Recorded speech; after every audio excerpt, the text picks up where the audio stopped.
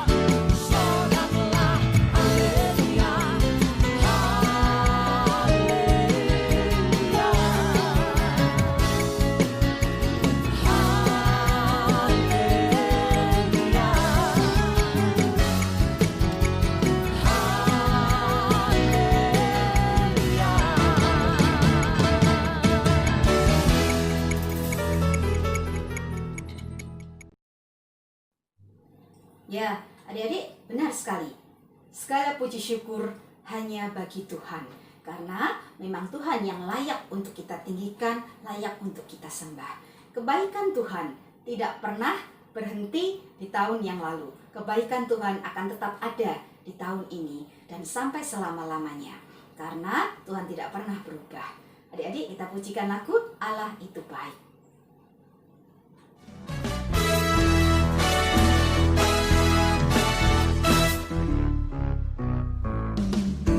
Allah itu baik, sungguh baik bagiku.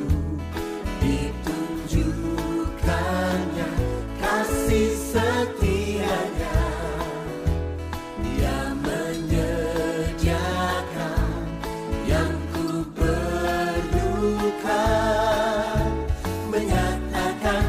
kebaikan, menyatakan kebaikan, menyatakan kebaikannya padaku. Allah itu baik, sungguh baik bagiku, ditunjukkannya kasih setianya. Dia menyediakan yang ku perlukan, menyatakan kebaikan, menyatakan kebaikan, menyatakan kebaikannya padaku. Kasih setianya tak pernah berubah, dulu, sekarang, dan selamanya. Ajaiblah kuasa dalam namanya, Yesusku luar biasa.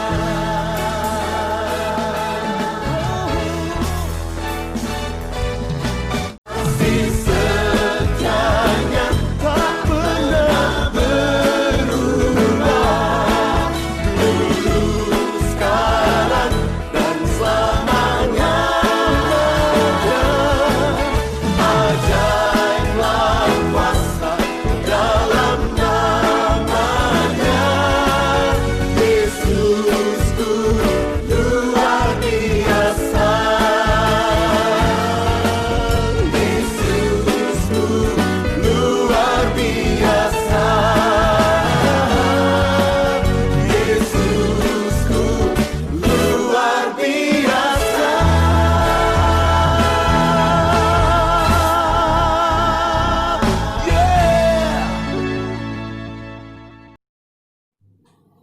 Adik-adik, tiba saatnya kita akan memberikan persembahan sebagai ungkapan syukur kita atas kasih setia Tuhan dan atas berkat yang sudah Tuhan berikan untuk kita semua. Adik-adik siapkan uang persembahannya beserta kotak yang sudah kalian buat selama ini. Sambil kita memujikan lagu Beri Syukur, Beri Syukur.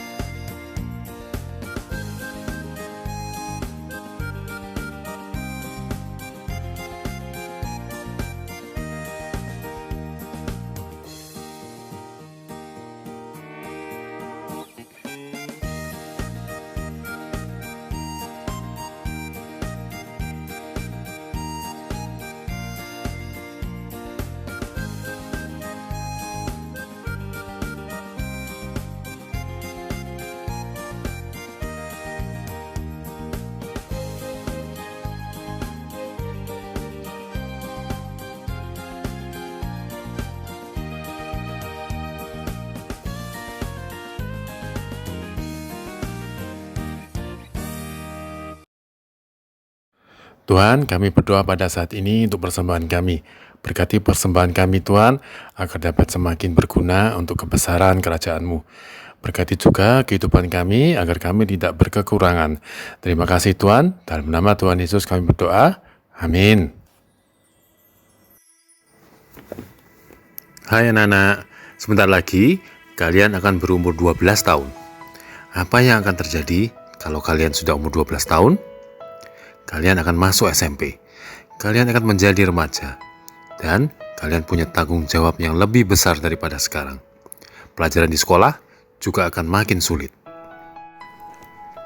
Dalam kebudayaan orang Yahudi, di mana Tuhan Yesus dibesarkan, seorang anak yang berusia 12 tahun sudah lulus dari sinagoge. Di sana, anak itu belajar Alkitab Perjanjian Lama. Anak itu sekarang bertanggung jawab terhadap Allah untuk menjalankan kewajiban agama, yaitu hadir dalam kebaktian di sinagoge dan membaca Taurat, serta taat terhadap setiap isi bagian perjanjian lama. Nah, bagaimana dengan Yesus? Mari kita bersama-sama pergi ke Nazaret untuk melihat kehidupan Yesus sebagai seorang anak laki-laki pada masa itu. Yesus dibesarkan di Nazaret yang terletak di provinsi Galilea. Ia dikenal sebagai anak sulung keluarga Yusuf, seorang tukang kayu di kota itu.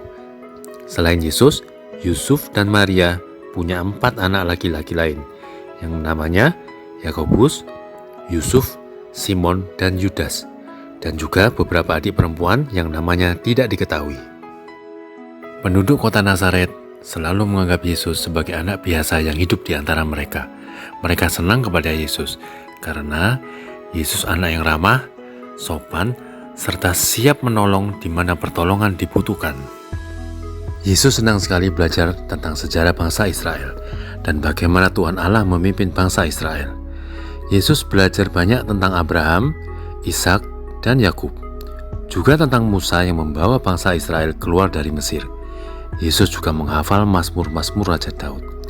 Yesus menantikan sekali waktu di mana ia akan berusia 12 tahun, karena dengan demikian dia dapat meninggalkan sekolah sinagoge.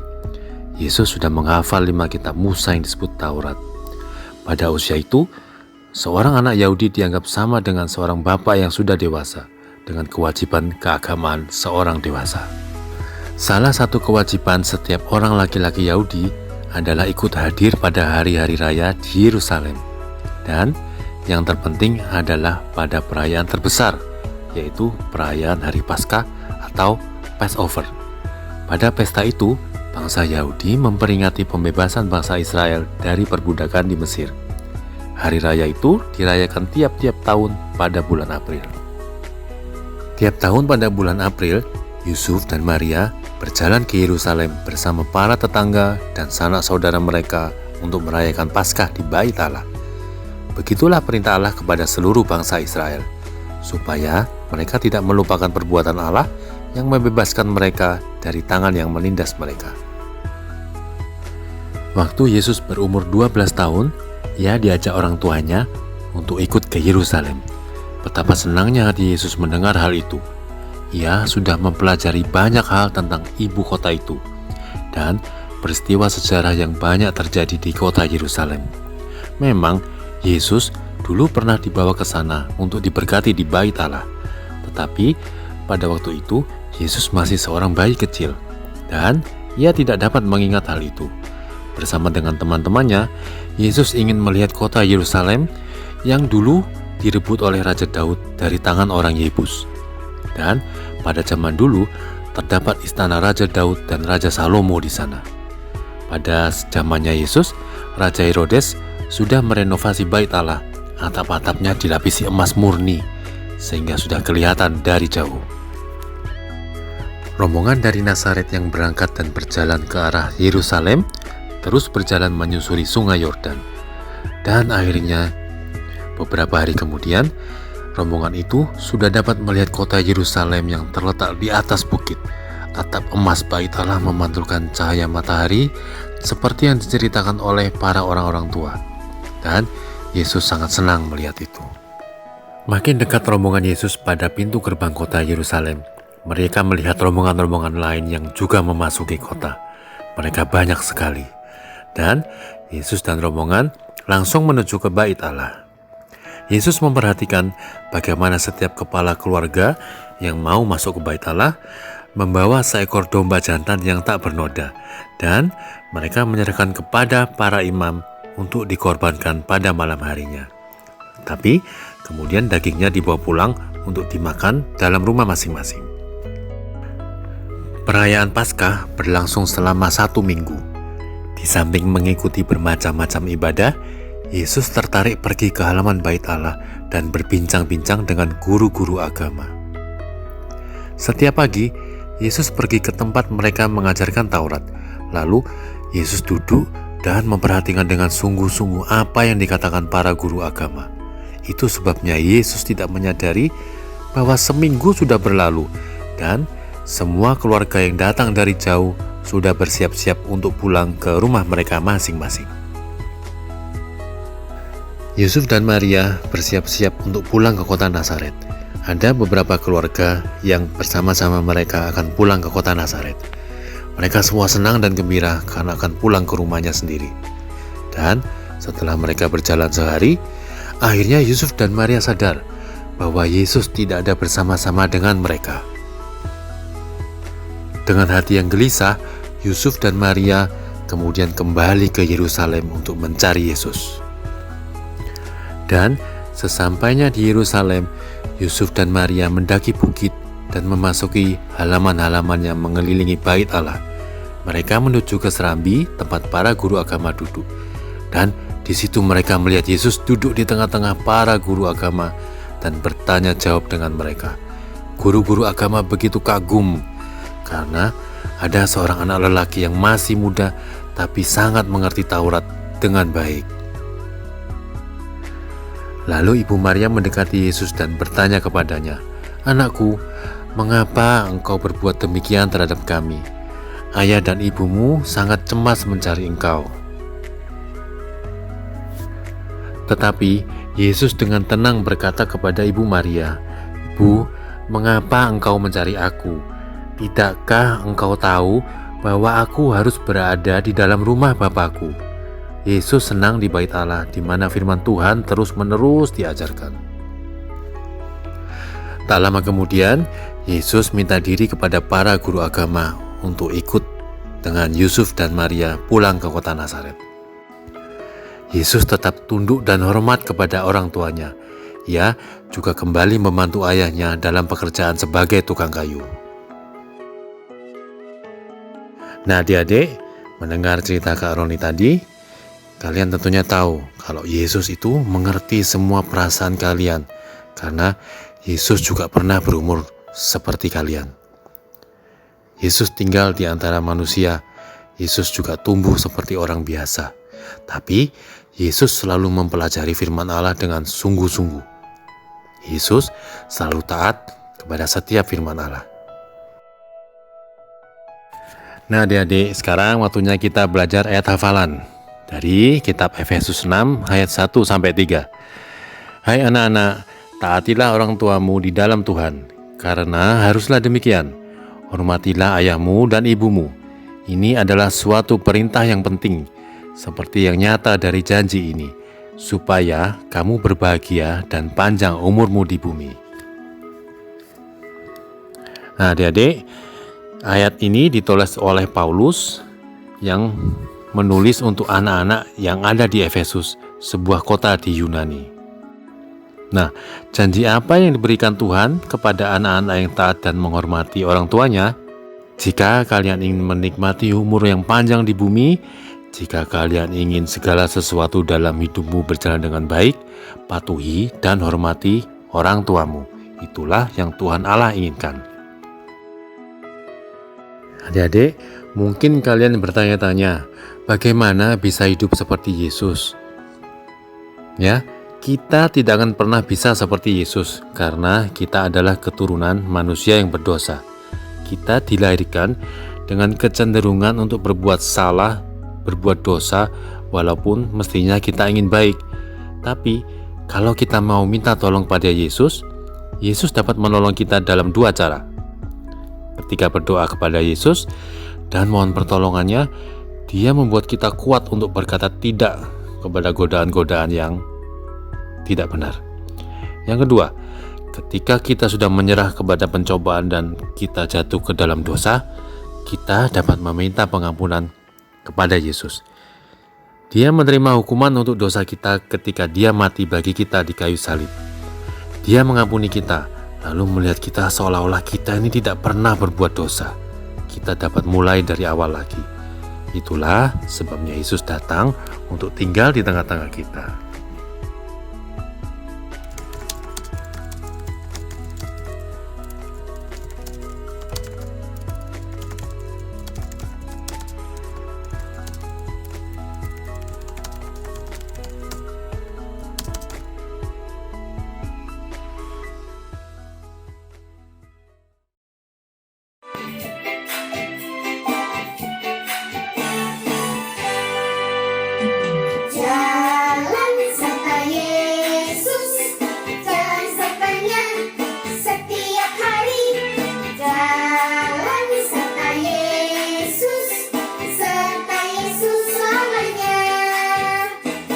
Jalan dalam suka, jalan dalam duka, jalan sertanya setiap hari.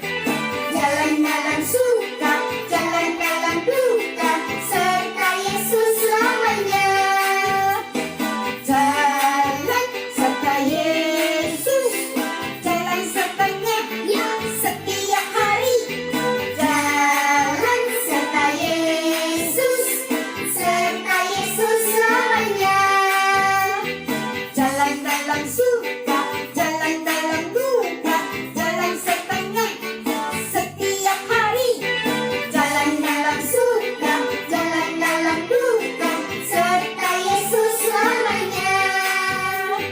Jalan dalam suka, jalan dalam duka, jalan sertanya setiap hari. Jalan dalam suka, jalan dalam duka, serta Yesus selamanya. Jalan dalam suka, jalan dalam duka, jalan sertanya setiap hari. Jalan dalam suka, jalan dalam duka, serta Yesus selamanya.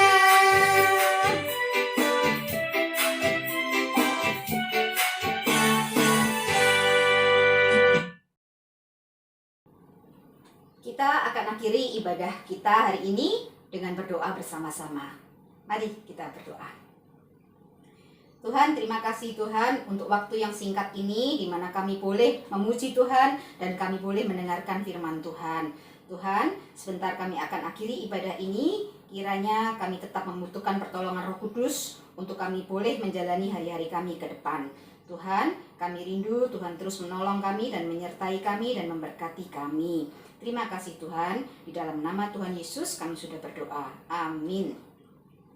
Adik-adik, tetap jaga kesehatan, tetap ikuti protokol yang sudah ditetapkan. Semangat terus dan terus tetap berjalan bersama Tuhan. Sampai jumpa minggu depan. Bye-bye.